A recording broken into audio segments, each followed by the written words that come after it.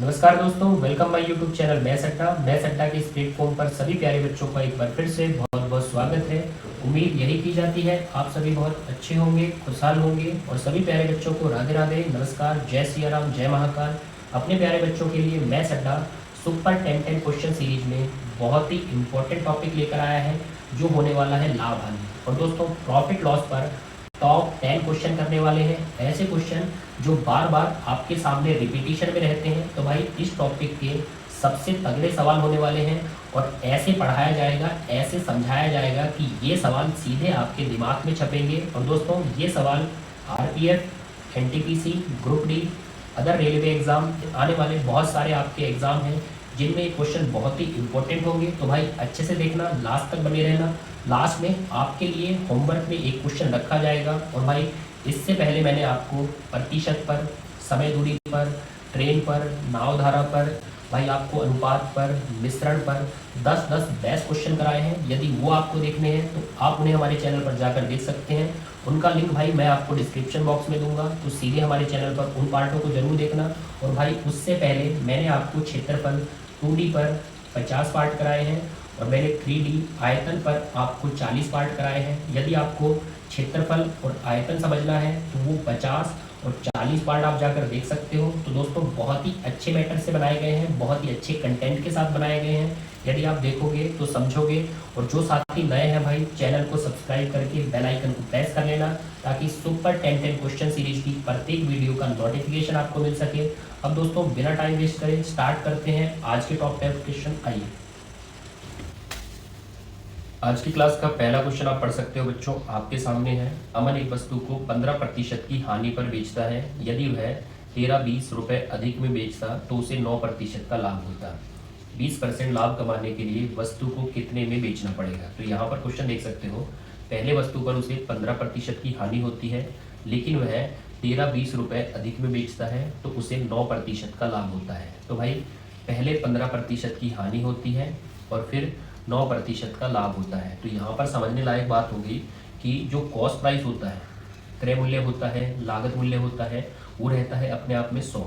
और भाई पहले 15% की हानि पर बेचा गया, तो भाई 100 की चीज़ 15% हानि पर बेचोगे, मतलब 100 से 15 हानि पर बेचोगे तो 85 में बेचना पड़ेगा। और फिर दोस्तों 9% के लाभ पर बेचोगे तो भाई 100 की चीज़ 9 के लाभ पर बेचोगे, मतलब 109 पर बेचना पड़ेगा।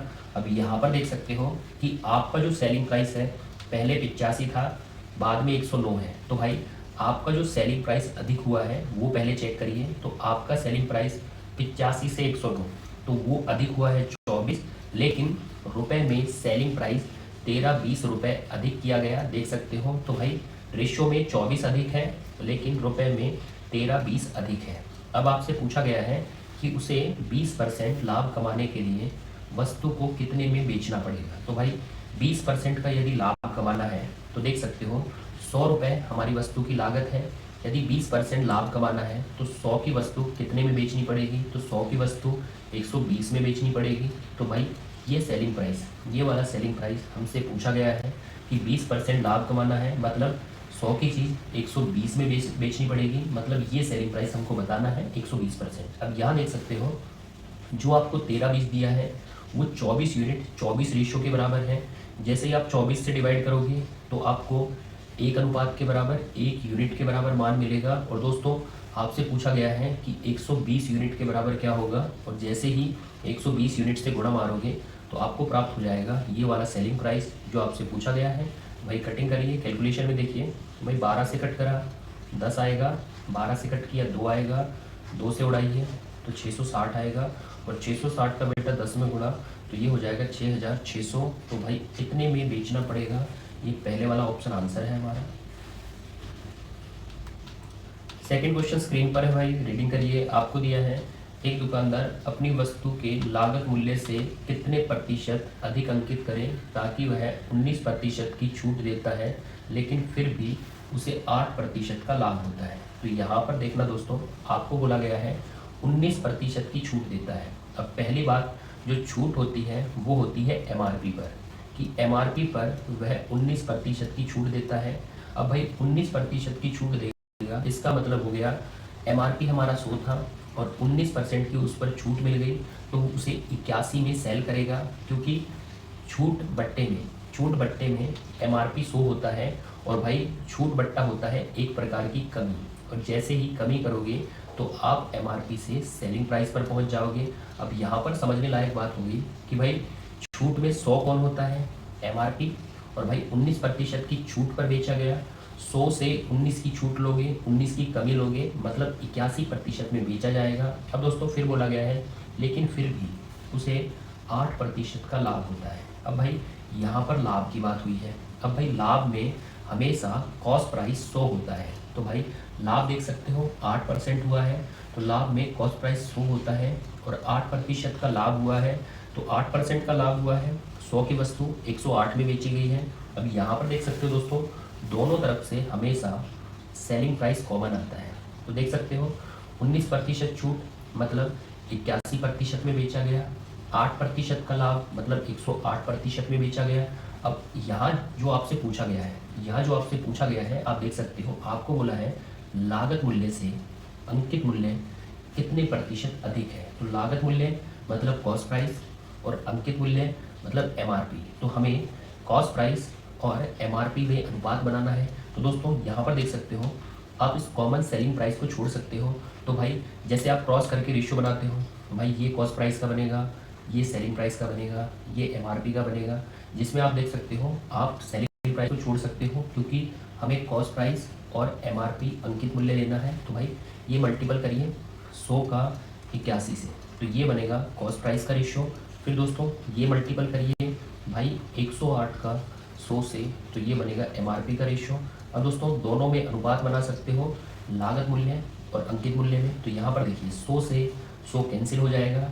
अब यहाँ पर कितना आया, यहाँ पर 81 है और ये 108 है, तो भाई 27 की टेबल में आते हैं।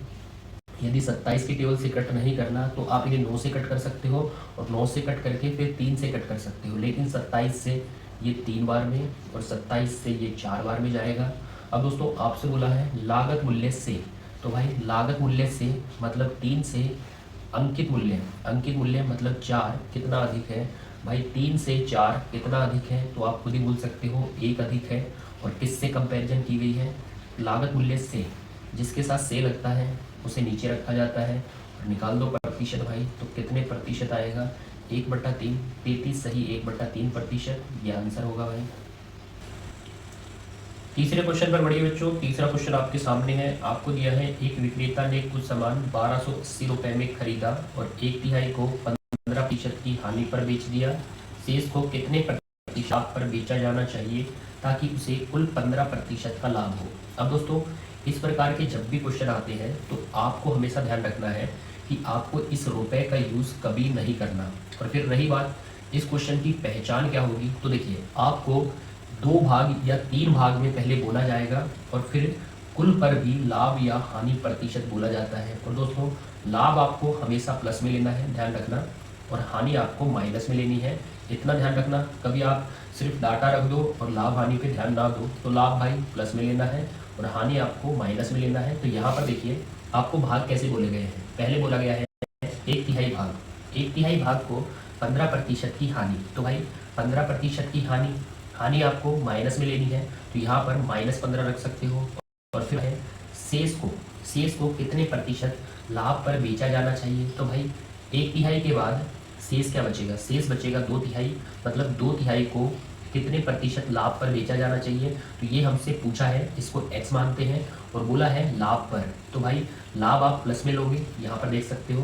और फिर बोला है ताकि उसे कुल 15% लाभ हो जाए, तो ये ध्यान रखना इसमें सभी का मैटर, कुल का मैटर जरूर आता है, तो ये आपकी पहचान है। यहाँ पर मैं नोट डाउन करता हूँ, आप भी नोट डाउन करना कि कुल या सभी का लास्ट में हमें बोला जाएगा, जो बोला गया है कुल 15% का लाभ होता है। अब यहाँ पर ध्यान देना भाई, आपको रुपए से नहीं चलना, आपको रेशियो से चलना है। जब भी 2 भाग हों या 3 भाग हों, अभी आपके 2 भाग हैं, पहला 1/3 है और शेष आपका 2/3 है। कभी कभी ये 3 भाग भी हो सकते हैं, तो आपको क्या करना है, उन भागों में रेशियो बनाना है। तो भाई रेशियो बनाएंगे, 3 से 3 कैंसिल हो जाएगा, तो रेशियो क्या बना 1 और 2 का। अब दोस्तों ये आपको कुल दिया है और कुल आपकी पहचान है। अब कुल कैसे बनता है, कुल बनता है सभी भागों को जोड़कर आपका कुल बनता है, मतलब पहले भाग दूसरे भाग को जोड़ोगे तो कुल बनेगा। ऐसे ही आपके 3 भाग हो, तीनों को जोड़ोगे तो आपका कुल बनेगा। तो कुल हमारा बन गया 3, और कुल पर बोला है 15% लाभ। अब भाई लाभ हमको लेना पड़ेगा प्लस में, तो यहाँ पर रखते हैं 15% लाभ, और वो लेना हमें प्लस में। अब दोस्तों 1/3 पर 15% हानि है, शेष पर कितने प्रतिशत लाभ होगा, ताकि कुल पर 15% लाभ हो जाए। अब आपको सिर्फ ये जो प्रतिशत है लाभ और हानि के, आपको मल्टीपल करने हैं, लेकिन मल्टीपल विद सिंबल करने हैं, ध्यान देना। अब यहाँ पर देखिए -15 का 1 में -15 आएगा भाई, +x का 2 में तो आपका +2x आएगा। अब भाई +15 का 3 में तो आपका +45 आएगा। अब दोस्तों ये जो -15 है, यदि ये ट्रांसपोज होगा तो +15 बनेगा, तो भाई 45 में +15 तो ये प्लस का 60 बनेगा। अब जैसे ही आप 2 से कट करोगे तो प्लस का 30 आएगा, और भाई प्लस का 30 मतलब 30%, प्लस मतलब आप देख सकते हो प्लस का मतलब वो लाभ हुआ है, तो 30% आप लाभ बोल सकते हो, 30% लाभ। और बोला है कितने प्रतिशत लाभ होगा, तो भाई 30% लाभ होगा, ये वाला आंसर रहेगा। चौथा क्वेश्चन आपके सामने बच्चों आप पढ़ सकते हो। आपको बोला गया है एक व्यक्ति 2 प्रकार के चावल को 4-5 के अनुपात में मिलाता है तथा मिश्रण को 25 रुपये प्रति किलो बेचकर 25% का लाभ कमाता है। यदि दूसरे प्रकार के चावल का क्रय मूल्य 28 रुपये प्रति किलो हो तो पहले प्रकार के चावल का भाव कितने रुपए प्रति किलो होगा। तो भाई दूसरे प्रकार के चावल का भाव दिया है और पहले प्रकार के चावल का भाव पूछा है, और दिया है स्टार्टिंग में उन्हें इस अनुपात में मिलाया गया है। अब दोस्तों इसका मतलब क्या है भाई, उन्हें 4-5 के अनुपात में मिलाया गया। इसका मतलब होता है पहले को 4 किलोग्राम में और दूसरे को 5 किलोग्राम में मिलाया गया। तो आप इनके साथ जब भी ये रेशो दिए जाते हैं, कभी बोलेगा 2-3 के अनुपात में मिलाओ, कभी बोलेगा 3-4 के अनुपात में मिलाओ, 7-5 के अनुपात में मिलाओ, अभी बोला है 4 और 5 के अनुपात में मिलाओ। तो इसका मतलब होता है पहले प्रकार का 4 किलो, दूसरे प्रकार का 5 किलो मिलाया गया। तो भाई 4 किलो और 5 किलो मिलाओगे तो मिश्रण कितने किलो का हो जाएगा, मिश्रण, या आप बोल सकते हो टोटल कितना हो जाएगा। तो भाई 4 किलो और 5 किलो तो मिश्रण आपका 9 किलो, टोटल आपका 9 किलो हो जाएगा। और फिर बोला गया है मिश्रण को मतलब टोटल को 25 रुपये प्रति किलो बेचकर 25% का लाभ होता है। अब भाई यह है 25 की दर से उसे बेचा गया। भाई कभी भी सेलिंग प्राइस नहीं लेते हैं, आपको हमेशा कॉस्ट प्राइस लेना है। तो दोस्तों 25 की दर से बेचा गया तो उसे 25% का लाभ हुआ। तो यहाँ पर आप समझ सकते हो 25 में बेचा गया मतलब 25% का लाभ हुआ, मतलब सेलिंग प्राइस हो जाएगा 100 से 125, क्योंकि 25% का लाभ होना इसका मतलब होता है 100 की चीज़ को 125 में बेचा गया। और भाई आपको हमेशा कॉस्ट प्राइस लेना है, लागत मूल्य लेना है। तो देख सकते हैं सेलिंग प्राइस 25% लाभ 125 के इक्वल है, तो आप 100% मिश्रण की लागत या मिश्रण का क्रय मूल्य निकाल सकते हो। तो भाई कैलकुलेशन करिए, जैसे ही कैलकुलेशन करोगे ये 5 टाइम कट होगा, 5 से 100 20 बार कट होगा, तो कहते हैं वो 20 रुपये प्रति किलोग्राम है। अब भाई ये मिश्रण की लागत आ चुकी है 20 रुपये प्रति केजी, और इसमें आपको दूसरे प्रकार के चावल का भाव दिया है, जो देख सकते हो आपको दिया है 28 रुपये प्रति केजी, और आपसे पहले प्रकार के चावल का भाव पूछा गया है, जिसे आप x मान सकते हो, x रुपये प्रति केजी। तो भाई यहाँ से आप कैलकुलेशन कर सकते हो।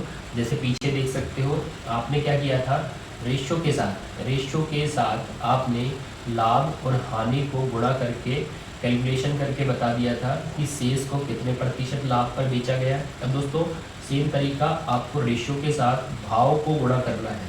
पिछले में लाभ हानि को गुणा किया था, इसमें भाव को गुणा करना है। और भाई आप बता सकते हो जो पहले प्रकार का चावल है उसका भाव कितने रुपए प्रति केजी होगा। तो भाई कैलकुलेशन करिए, तो यहाँ पर x का 4 से तो हो जाएगा 4x, और दोस्तों 5 का 28 से तो ये हो जाएगा 140। अब दोस्तों यहाँ पर देखिए 9 का 20 में 180। अब दोस्तों यहाँ पर समझना भाई पहले प्रकार के चावल का भाव आपने x रुपये प्रति केजी माना है, दूसरे का आपको 28 रुपये प्रति केजी दिया है। अब भाई ये पहले चावल का खरीदी है, कॉस्ट प्राइस है, ये दूसरे चावल का खरीदी है, कॉस्ट प्राइस है, तो आपको मिश्रण का भी कॉस्ट प्राइस लेना होता है। इसलिए कभी भी सेलिंग प्राइस को नहीं लेना। इतना समझना, हमेशा दोनों प्रकार का या तीनों प्रकार का चावल जो होता है उनका कॉस्ट प्राइस लेना है, तो मिश्रण का भी कॉस्ट प्राइस लेना पड़ेगा, लागत मूल्य लेना पड़ेगा। अब यहाँ पर आपको मात्र कैलकुलेशन करनी है, तो भाई ये आएगा 40, और 40 यदि 4x के इक्वल है तो x आप निकाल सकते हो, 10 आएगा। मतलब पहले प्रकार के चावल का जो भाव है वो है 10 रुपये प्रति केजी। अब भाई 10 रुपये प्रति केजी ऑप्शन देखा जाए तो ये सेकंड ऑप्शन है भाई। अब भाई लाभ हानि का एक बहुत ही अच्छा टाइप है, जो क्वेश्चन आप स्क्रीन पर देख सकते हो। आपको बोला गया है एक दुकानदार के पास 240 किलोग्राम चावल है, जिसका एक हिस्सा 5% की हानि पर और शेष क्रय मूल्य पर बेचता है। इस प्रकार से 3% की हानि होती है। उसने क्रय मूल्य पर कितने किलोग्राम चावल बेचा? अब बोला गया भाई दुकानदार के पास जो चावल है वो 240 किलोग्राम है, और भाई 240 किलोग्राम का एक हिस्सा उसने 5% की हानि पर बेचा। हानि मतलब आप माइनस का सिंबल दे सकते हो, और शेष को क्रय मूल्य पर बेचा। भाई इस पहले हिस्से के बाद जो शेष दूसरा हिस्सा बचेगा उस दूसरे हिस्से को बोला गया है क्रय मूल्य पर बेचा, मतलब आप कॉस्ट प्राइस पर बोल सकते हो। अब यहाँ पर ध्यान देना दोस्तों, इस प्रकार उसे 3% की हानि होती है। तो भाई फाइनली उसे 3% की क्या हुई है? हानि हुई है। अब दोस्तों इस प्रकार के क्वेश्चन आपको कैसे करने हैं? आपको इस प्रकार के क्वेश्चन हमेशा मिश्रण से करने हैं। भाई मिश्रण क्या होता है? मिश्रण होता है आपको 3 डाटा चाहिए, पहला, दूसरा और सेंटर वाला तीसरा। भाई आप तीनों डाटा रखोगे और क्रॉस करके मिश्रण से जो रेशियो बनाओगे उसमें हमेशा संख्या को बांटा जाता है, और संख्या आपको 240 किलोग्राम दी है, और उसी संख्या को बांटकर हम बताएंगे क्रय मूल्य पर कितना किलोग्राम चावल बेचा है। अब दोस्तों ये जो 3 डाटा होते हैं, ये जो 3 डाटा होते हैं आपको इस क्वेश्चन में कैसे लाने हैं, थोड़ा ध्यान देना। 5% की हानि, तो भाई हानि को आपको 100 में से घटाना है, मतलब लॉस जो होगा उसे 100 में से घटाना है। यदि प्रॉफिट दिया तो प्रॉफिट को आपको 100 में जोड़ना है। तो ध्यान रखना, हानि लॉस को 100 में से माइनस करना है, और लाभ प्रॉफिट को 100 में प्लस करना है। अब भाई 5% की हानि 100 में से घटाइए तो यहाँ पर 95 आएगा। अब दोस्तों क्रय मूल्य पर शेष जो है वो क्रय मूल्य पर, क्रय मूल्य का मतलब है ना तो हानि हुई है ना उस पर लाभ हुआ है, मतलब 100 का 100 रहेगा, तो यहाँ पर 100 छोड़ सकते हो। क्रय मूल्य पर मतलब 100 के 100 में बेचा गया, और फाइनली 3% की हानि हुई है। हानि को 100 में से घटाइए तो 100 में से 3 गया 97। अब दोस्तों ये बोला गया था इस प्रकार से 3% की हानि हुई है, मतलब कंप्लीट कुल पर 3% हानि हुई है, और कुल सभी का मान सेंटर में रखना है। और वैसे भी आप देख सकते हो 95 और 100 के बीच 97 आता है, तो बिल्कुल परफेक्ट है भाई। 95 और 100 के बीच 97 आता है, क्रॉस करिए तो भाई 97 माइनस 95 2 आएगा, 100 में से 97 जाएगा 3 आएगा, और ये बनता है संख्या का अनुपात। और भाई संख्या बोल सकते हैं, संख्या हमें दी है 240 किलोग्राम, और 240 किलोग्राम संख्या में पहले प्रकार का, दूसरे प्रकार का, मतलब पहला हिस्सा और शेष हिस्सा शामिल है, जिसमें पहला हिस्सा 3 में है और जो शेष हिस्सा है वो 2 में है। तो बोल सकते हैं 240 3 और 2 में बटेगा, 3 और 2 5, 5 बराबर 240, 5 से दोनों तरफ कट कर लेना भाई। जैसे ही 5 से कट करोगे तो आपको मिलेगा 48, 1 बराबर 48 है, 48 का गुणा लगाएंगे। जैसे ही 48 का गुणा करोगे 48 का मल्टीपल करोगे तो 48 का 3 में 144, 48 का 2 में 96।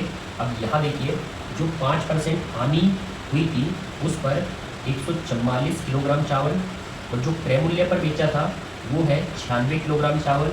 अब आपसे कौन सा पूछा है, 5% हानि वाला या क्रय मूल्य वाला? तो भाई आपसे बोला गया है क्रय मूल्य पर कितना चावल बेचा, तो भाई क्रय मूल्य पर 96 केजी चावल बेचा, ये आंसर रहेगा।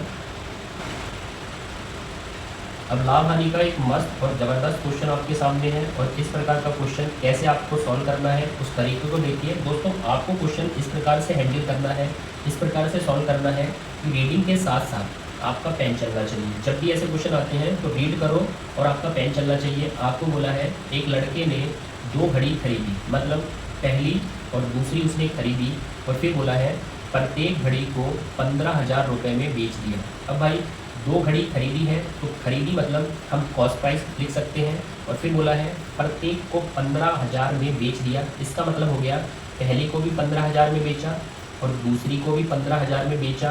अब भाई तभी बोल सकते हैं प्रत्येक को 15 में बेचा, इसको भी 15 में बेचा और उसको भी 15 में बेचा। अब ये बेचने की बात हुई है, बेचने की बात मतलब आप सेलिंग प्राइस लिख सकते हो। फिर बोला है यदि एक घड़ी पर 25% का लाभ हुआ है और दूसरी पर x% की हानि हुई है, तो भाई एक घड़ी पर 25% का लाभ हुआ है, लाभ आप प्लस में लिख सकते हो, दूसरी पर x% की हानि हुई है, हानि को आप माइनस में लिख सकते हो। यदि कुल 2,000 रुपये की हानि हुई तो x का मान क्या है? भाई x का मान पूछा है, मतलब दूसरी पर जो x% की हानि हुई है वो हानि का प्रतिशत, मतलब वो x हमसे पूछा गया है। अब दोस्तों थोड़ा ध्यान देना, भाई आप देख सकते हो पहली घड़ी पर 25% का लाभ हुआ है। अब भाई 25% का लाभ हुआ है, इसका मतलब पहली घड़ी को 25% लाभ लेकर बेचा, मतलब 100 से 125 में बेचा। अब भाई कॉस्ट प्राइस और सेलिंग प्राइस का आप इसमें रेशियो बना सकते हो, 100 और 125, 4 और 5 का अनुपात आएगा, जिसमें देख सकते हो प्रत्येक को बोला है 15,000 में बेचा गया, मतलब 5 बराबर 15,000 बोल सकते हो, 5 बराबर 15, 1 बराबर 3 आएगा, और भाई 1 बराबर 3 तो 4 बराबर आप 12,000 लिख सकते हो। मतलब पहली घड़ी का जो कॉस्ट प्राइस होगा, जो खरीदी होगा, वो 12,000 है। अब दोस्तों यहाँ आपको दिया है कुल 2,000 रुपये की हानि हुई है। यदि हम इसका यूज़ करें, देख सकते हो पहली को भी 15 में बेचा, दूसरी को भी 15,000 में बेचा, तो टोटल आप बोल सकते हो कितने में दोनों घड़ी को बेचा गया। तो भाई दोनों घड़ी को 30,000 में बेचा गया, और जिस पर कुल 2,000 रुपये की, कुल 2,000 रुपये की हानि हुई है। अब भाई 30 में तो बेचा है और 2,000 की हानि हुई है, मतलब दोनों घड़ी की जो खरीदी रही होगी वो 32,000 रही होगी, क्योंकि 30,000 में तो बेचा है और 2,000 की हानि हो गई।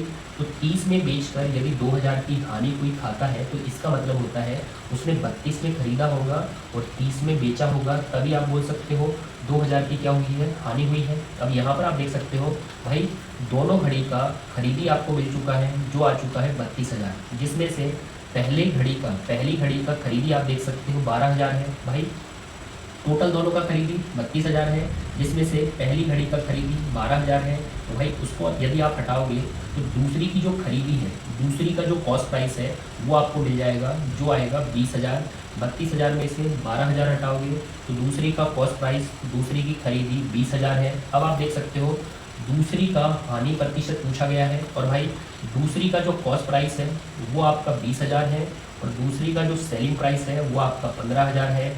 तो भाई 20,000 से 15,000, तो भाई 5%, जब 5,000 की हानि हो चुकी है, और 5,000 की हानि वो किस पर हुई है, कॉस्ट प्राइस 20,000 पर हुई है, और कॉस्ट प्राइस को नीचे रखते हैं, और जैसे ही कॉस्ट प्राइस पर भाई हानि 5,000 को रखोगे और 100 से गुणा करके निकाल सकते हो हानि परसेंट, वो x%, वो x क्या है। तो भाई नीचे है 4 जीरो, तो 4 जीरो हटाइए, 2 ये वाली और 2 ये वाली, जैसे ही 2 से 50 को कट करोगे तो वो x% आपका 25% है। तो बोल सकते हैं x का मान 25 है, तो भाई x 25 है, x का मान हमसे पूछा गया है।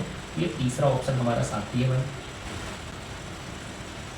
अब यहाँ पर देख सकते हो दोस्तों एक बहुत ही अच्छा सवाल आपके सामने है, अपर लेवल का सवाल है। क्वेश्चन को पढ़ सकते हो। एक दुकानदार अपने सामान पर क्रय मूल्य से 20% अधिक अंकित करता है, वह 40% सामान को अंकित मूल्य पर और शेष को अंकित मूल्य पर 30% छूट देकर बेचता है, उसका लाभ हानि का प्रतिशत कितना होगा। तो थोड़ा ध्यान देना भाई, क्वेश्चन यहाँ से स्टार्ट होता है। एक दुकानदार अपने सामान को क्रय मूल्य से 20% अधिक अंकित करता है। तो भाई क्रय मूल्य से मतलब सीपी आप ले सकते हो 100, और अंकित क्या करता है 20% अधिक अंकित करता है। तो भाई 100 से 20% अधिक मतलब 120% अंकित करता है, मतलब एमआरपी बोला गया है। अब दोस्तों यहाँ पर थोड़ा ध्यान देना भाई, हमने ये लाइन तो लिख ली कि क्रय मूल्य से 20% अधिक अंकित करता है, मतलब क्रय मूल्य 100 रहा होगा और 20% अधिक मतलब 120% अंकित करता है, एमआरपी रहा होगा। यहाँ पर थोड़ा ध्यान देना, आपको बोला गया है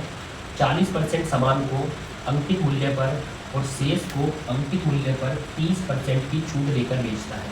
अब थोड़ा ध्यान देना भाई, 40% सामान, तो 40% सामान तो आप बोल सकते हो 40% को तो अंकित मूल्य पर, और शेष भाई 40% के बाद शेष क्या बचेगा, शेष आपका बचेगा 60%। तो भाई 40% के बाद शेष आप रख सकते हो 60%, और उस शेष 60% को अंकित मूल्य पर 30% की छूट देकर बेचा। अब थोड़ा ध्यान देना भाई, जो आपका सामान है उसका 40% और शेष आप देख सकते हो 2 और 3 के अनुपात में आएगा। मतलब सामान आप देख सकते हो जो वस्तु है वो 2 और 3, मतलब टोटल आपकी वस्तु 5 है। इस बात को समझें, 40% और शेष आपका 60%। तो जो सामान है, जो वस्तु है, वो आएगी 2 और 3 के अनुपात में। मतलब टोटल आपका सामान, टोटल आपकी वस्तु देख सकते हो 5 बनेगी, 2 और 3 5। अब दोस्तों यहाँ पर देखना, 5 वस्तु को खरीदा गया, 5 वस्तु को खरीदा गया, उसमें से 40%। अब भाई 5 का 40% 2 आएगा, 2 को अंकित मूल्य पर बेचा गया। और भाई 2 हटाओगे 5 में से तो शेष आपकी 3 वस्तु बचेंगी, और शेष 3 वस्तुओं को अंकित मूल्य पर 30% छूट देकर बेचता है। तो भाई यहाँ पर देख सकते हो खरीदी आपका क्या है, खरीदी आपका 100 है, और भाई 5 वस्तु को 100 की दर से खरीदिए। तो 5 वस्तु को 100 की दर से खरीदोगे तो आप 500 में खरीदोगे। अब दोस्तों यहाँ देखिए, जो 2 वस्तु हैं, जो 40% वस्तु है, उन्हें अंकित मूल्य पर बेचा गया। अंकित मूल्य मतलब 120 में बेचा गया। तो भाई 2 वस्तु को यदि आप 120 में बेचोगे मतलब 240 में बेचोगे। और फिर बोला है शेष जो 3 वस्तु हैं, शेष जो 3 वस्तु हैं, उन्हें अंकित मूल्य पर 30% छूट देकर बेचा गया। तो भाई अंकित मूल्य आप देख सकते हो 120 है, और 120 पर 30% की छूट देकर बेचना है। तो भाई 120 का 30%, 120 का 30% आएगा 36, और 36 की यदि छूट देकर बेचोगे, अब भाई 120 में से 36 की छूट दीजिए, 36 की कमी करो, मतलब 84 के हिसाब से बेचोगे। 120 माइनस 36 84 आएगा। अब 84 के हिसाब से बेचोगे तो 3 गुणित 84, तो ये आपका 252 आएगा। अब यहाँ पर देख सकते हो भाई, ये जो 40% है ये 240 में बिकी है, शेष 60% 252 में बिका है। तो टोटल कितने में सेल हुआ है? तो टोटल आपका जो मैटर है वो 492 में सेल हुआ है।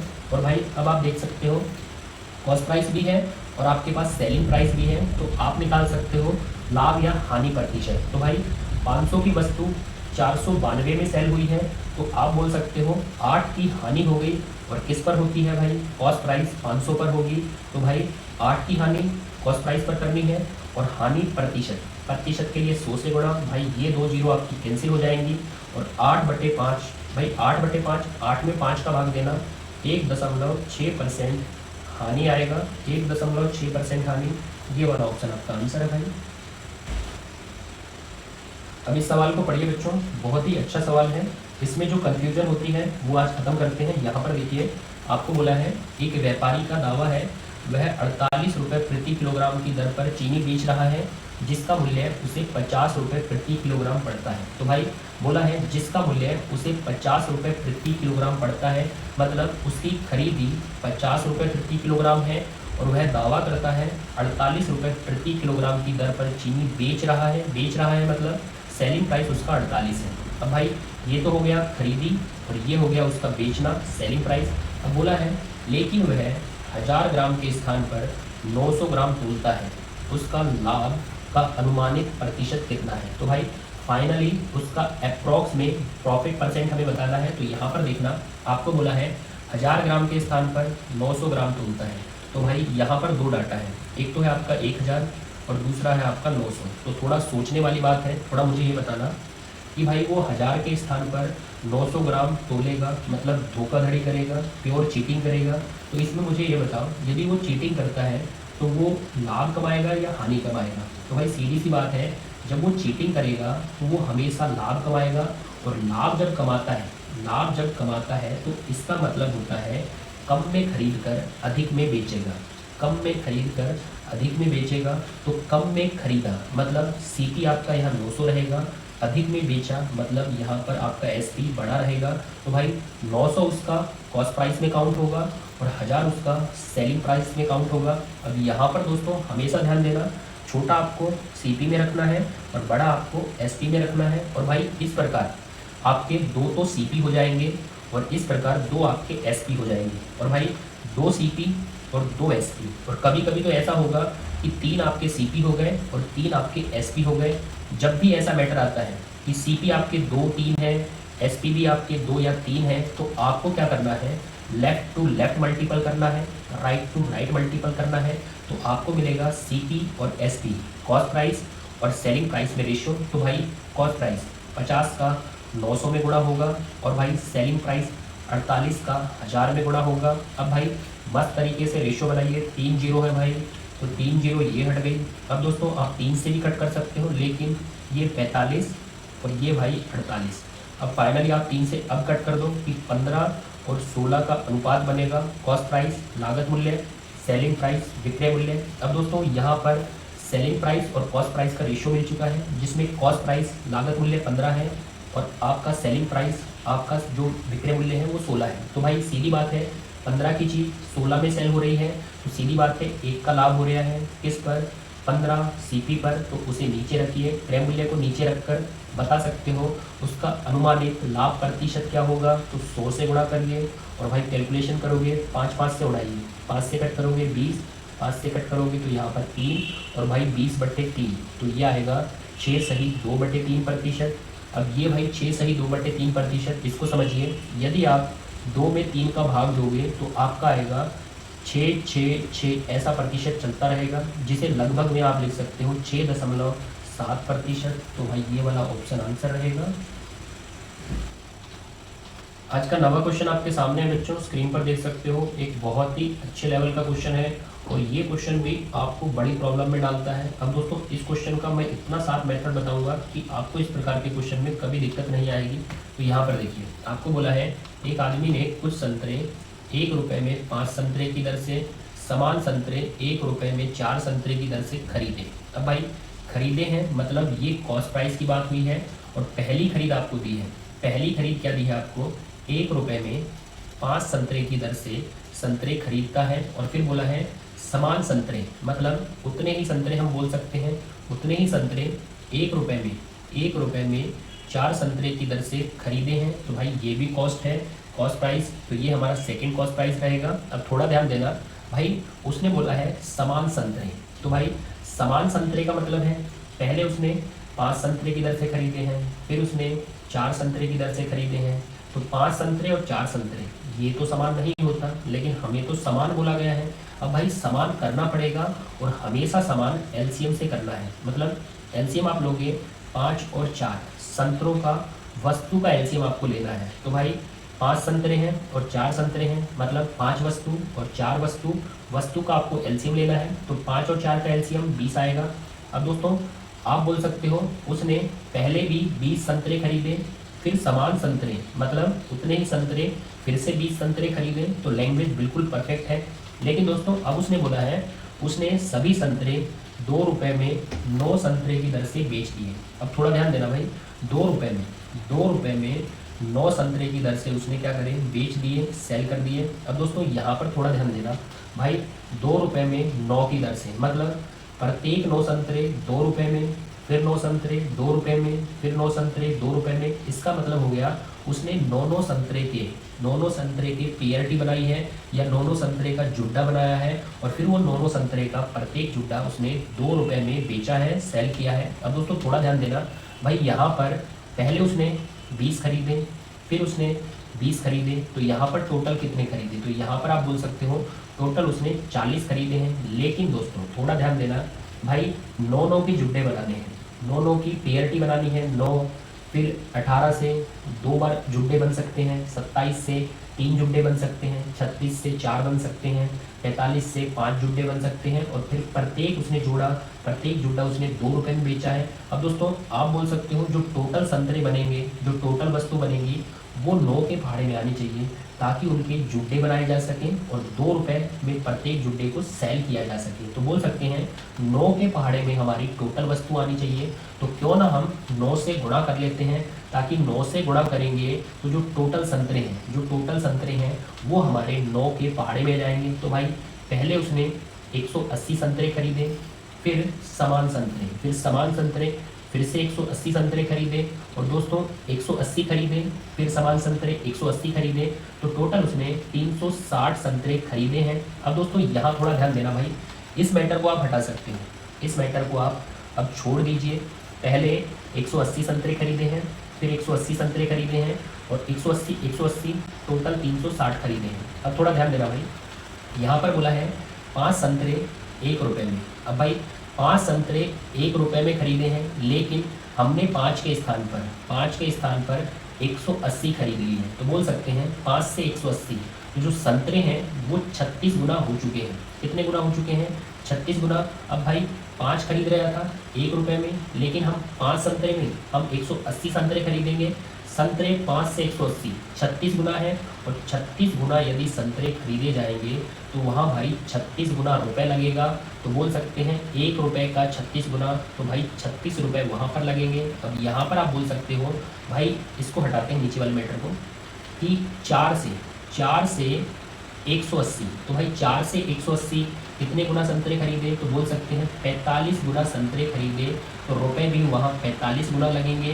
तो भाई 1 का 45 गुना, तो यहाँ हम 45 रुपये रख सकते हैं। तो भाई बोल सकते हैं पहले जो खरीदी है 180 36 रुपये में खरीदे, दूसरी जो खरीदी है फिर 180 45 रुपये में खरीदे, तो टोटल खरीद क्या पड़ेगी? 36 रुपये और 45 रुपये। तो आप बोल सकते हो टोटल खरीदी आपकी 81 रुपये पड़ी है। टोटल खरीदी मतलब ये बनेगा आपका कॉस्ट प्राइस। अब थोड़ा ध्यान देना भाई, आपने टोटल कितने खरीदे हैं? आपने टोटल 360 खरीदे हैं। 180 तो टोटल आपने 360 खरीदे हैं, और भाई 9 के आपको जुड्डे बनाने हैं। तो बोल सकते हैं 9 से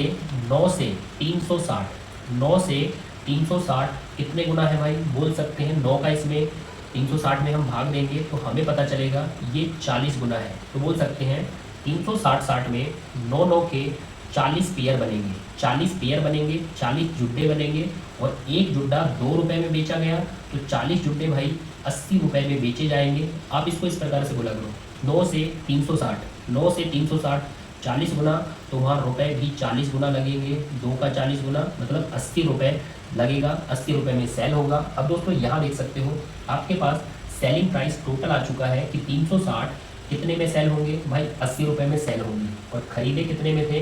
खरीदे देख सकते हो भाई 81 रुपये में खरीदे थे, 81 में खरीदे, 80 में बेचे। तो यहाँ पर सीधा पता चलता है कि 1 रुपये की हानि होगी। 81 से 80 तो 1 रुपये की हानि हो गई, लेकिन क्वेश्चन बोल रहा है 30 रुपये की हानि होगी। तो भाई क्वेश्चन की 30 रुपये की हानि हुई है, अपनी 1 रुपये की हानि हुई है, तो क्वेश्चन अपन से 30 गुना है। तो उसने जो संतरे खरीदे होंगे वो भी हमसे 30 गुना खरीदे होंगे। भाई हमने 360 संतरे खरीदे हैं, तो 360 संतरे हमने खरीदे हैं, लेकिन उसने 30 गुना संतरे खरीदे होंगे, तभी उसे 30 गुना हानि हुई है। तो भाई 30 गुना संतरे खरीदे हैं, और जैसे ही 30 गुना करोगे तो आपको मिलेगा 10,800 संतरे उसने खरीदे हैं। तो संतरों की संख्या आप देख सकते हो 10,800, मतलब ये वाला ऑप्शन हमारा आंसर है। आज का लास्ट और 10वां क्वेश्चन आपके सामने है बच्चों, जिसे आप स्क्रीन पर देख सकते हो। एक बहुत ही बेहतरीन सवाल है, ज़बरदस्त सवाल है, मस्त सवाल है, क्योंकि इस प्रकार के क्वेश्चन बार बार रिपीट होते हैं और बहुत बार एग्जाम में पूछे जाते हैं।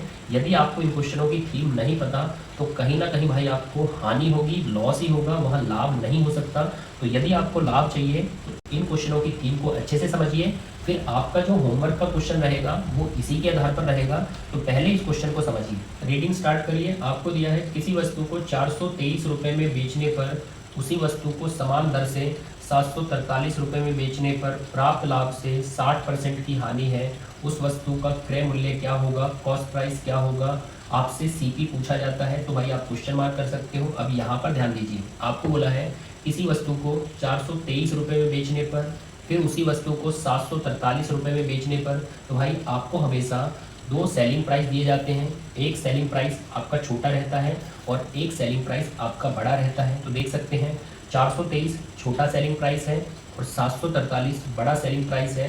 और आपसे हमेशा इन क्वेश्चनों में वस्तु का कॉस्ट प्राइस, क्रय मूल्य पूछा जाता है, और भाई क्रय मूल्य इन दोनों के सेंटर में आता है।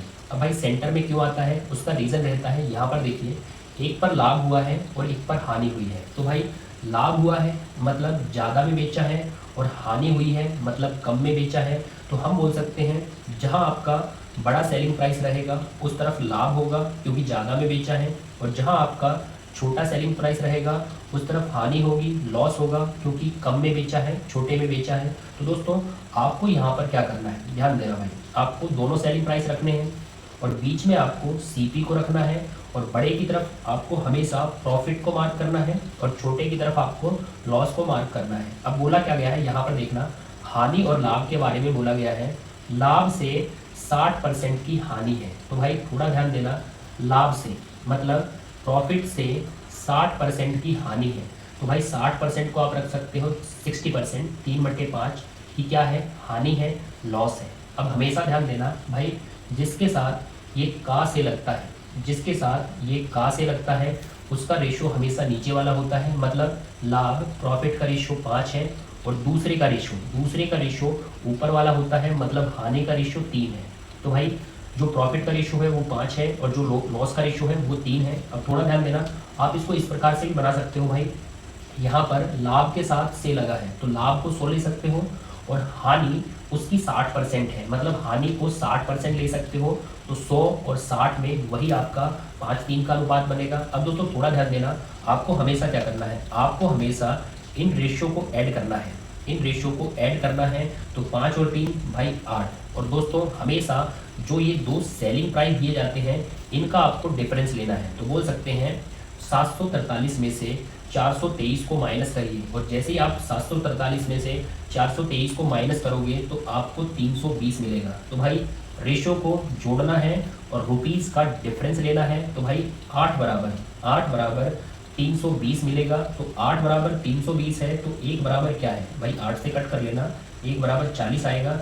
1 बराबर 40 है तो भाई 40 का गुणा करिए और जैसे ही 40 का गुणा करोगे तो आपको लाभ मिल जाएगा और जैसे ही आप 40 का गुणा करोगे तो आपको हानि मिल जाएगी। 40 का 5 में 200, 40 का 3 में 120। अब बोल सकते हैं भाई जो लाभ हुआ है वो 200 रुपये का हुआ है और भाई 200 रुपये का लाभ लेकर कितने में बेचा गया है, 743 में बेचा गया है। तो भाई 200 का लाभ लेकर 743 में बेचा गया है। तो बोल सकते हैं 743 में बेचा है उसमें 200 रुपये का तो लाभ शामिल है, मतलब 200 हटाकर 543 रुपये में खरीदा गया था। तो यहाँ हम बोल सकते हैं खरीद कॉस्ट प्राइस 543 है। अब भाई ये क्वेश्चन आपका है जिसका आंसर आप मुझे कमेंट बॉक्स में बता सकते हो। बहुत ही अच्छा क्वेश्चन है, जैसा मैंने कराया है, जैसे मैंने समझाया है उसी तरीके से इसका आंसर निकाल लेना। आपको दिया है किसी वस्तु को 7600 रुपये में बेचने पर जो लाभ होता है उस वस्तु को 5200 रुपये में बेचने पर हुई हानि से 5 गुना है। तो दोस्तों आपको बड़ा सेलिंग प्राइस दिया है, छोटा सेलिंग प्राइस दिया है जो मैंने आपको समझाया था, एक लाभ दिया है, एक हानि दिया है और भाई 5 गुना करके लाभ हानि में रेशो बना सकते हो और सेम थीम अप्लाई करके क्रय मूल्य कॉस्ट प्राइस बता सकते हो। तो भाई कमेंट बॉक्स में बता देना कि इनमें से कौन सा आपका कॉस्ट प्राइस होगा। और दोस्तों आज का मैटर यहीं समाप्त करते हैं। यदि आज का मैटर आपको अच्छा लगा है तो भाई वीडियो को लाइक करके जाना, चैनल को सब्सक्राइब करके बेल आइकन को प्रेस कर लेना